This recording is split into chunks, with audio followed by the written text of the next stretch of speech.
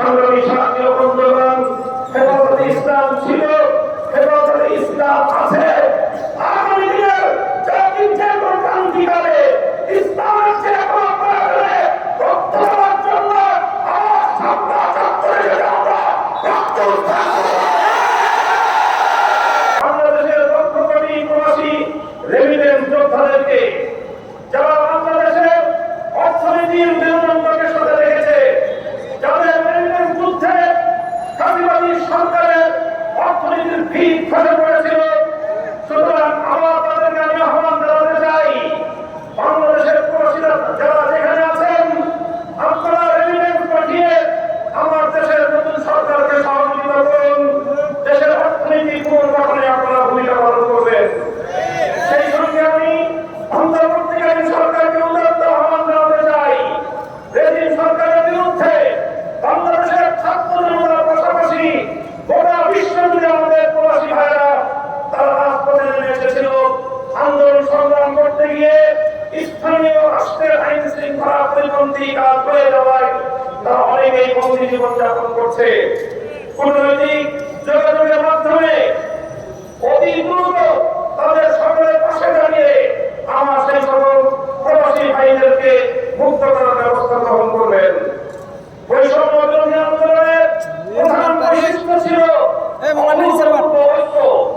এখানে school, college, varsity থেকে ভাই আমি সমস্যা করা যাবে না ভাই, এরকম সমস্যা করা যাবে না সামনে থেকে মোবাইল নিয়ে।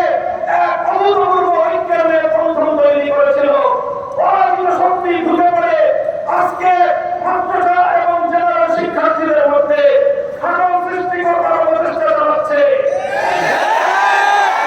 ইসলামের পক্ষ থেকে সকল ছাত্র জনতার প্রতি আমি উদাত্ত আহ্বান জানাতে চাই, কোন ষড়যন্ত্রের মধ্যে আমরা পা দেব না, কোন ষড়যন্ত্রকারী জুড়ব না। আমাদের এই ঐক্যকে অটুট রাখতে হবে। আমাদের মন্দির এখনো বহুদূর। আমাদের এই অর্জিত বিজয়কে মন্দিরের মাঝখানে পৌঁছাতে হবে। আমাদেরকে আরো বহু পথ চলতে হবে। আমি অন্তর্বর্তীকালীন সরকারের উদাত্ত আহ্বান জানাবো, রাজনৈতিক দলগুলোর সঙ্গে সমন্বয় করে প্রয়োজনীয় রাষ্ট্র সংস্কারের কাজ সেরেই জাতীয় নির্বাচনের অঙ্গীকার জাতির সামনে আপনারা ব্যক্ত করবেন এবং সেই অঙ্গীকার পালনে আপনারা দায়িত্বপূর্ণ ভূমিকা পালন করে চলবেন। পুলিশ সহ আইন শৃঙ্খলা রক্ষাকারী বাহিনীকে দায়িত্ব গ্রহণের অনুকূল পরিস্থিতি তৈরি দিতে আলেম সমাজের প্রতি উদাত্ত আহ্বান জানাচ্ছি। আপনারা দেশপ্রেমিক সশস্ত্র বাহিনীর সঙ্গে কাজে কাজ মিলিয়ে থানাগুলোকে নিরাপত্তা দিন। আইন শৃঙ্খলা রক্ষাকারী বাহিনীর সাধারণ সকল সদস্যরা নিহত হয়েছেন, নিরপরাধ সকল সদস্যরা এই ভাই আপনার চুল, এই ভাই আপনার চুল।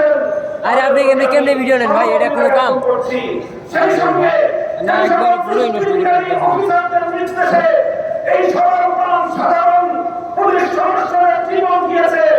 এর জন্য তাদের উপযুক্ত বিচার বিভাগীয় তদন্তের মাধ্যমে শাস্তি নিশ্চিত করার উদাত্ত আহ্বান জানাচ্ছি। আমি হেফাজত, আইন সমাজ ও বিরোধী দলের পক্ষের বিরুদ্ধে দায়েরকৃত সকল মিথ্যা মামলা অবিলম্বে প্রত্যাহার করার আমি জোর দাবি জানাচ্ছি। বিরোধী অভ্যুত্থানের উদ্দেশ্য সঞ্চারের চেষ্টা চলছে, আরো চেষ্টা হয়েছে।